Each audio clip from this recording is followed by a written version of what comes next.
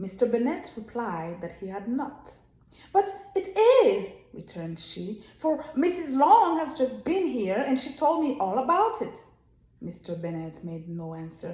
"Do you not want to know who has taken it?" cried his wife impatiently.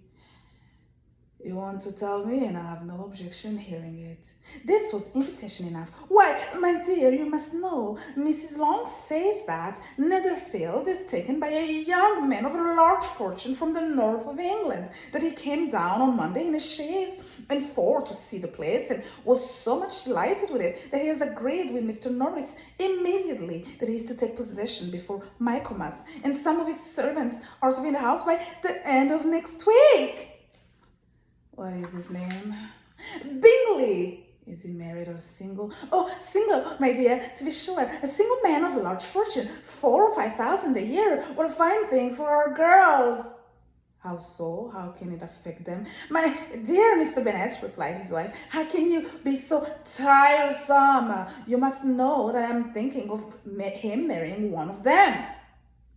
"Is that his design in settling here?" "Design? Nonsense! How can you talk so? But it is very likely that he may fall in love with one of them, and therefore you must visit him as soon as he comes."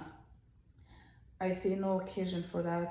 You and the girls may go, or you may send them by themselves, which perhaps will still be better, for as you are as handsome as any of them, Mr. Bingley might like you the best of the party."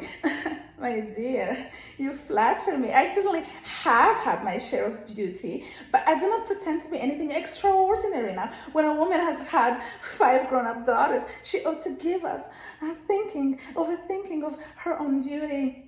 "In such cases, a woman has not often much beauty to think of." "But, my dear, you must indeed go and see Mr. Bingley when he comes into the neighborhood." "It is more than I engage for, I assure you." "But consider your daughters. Only think of what an establishment it will be for one of them. Sir William and Lady Lucas are determined to go merely on that account, for in general, they visit no newcomers.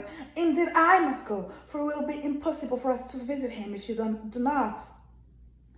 "You are over scrupulous, surely.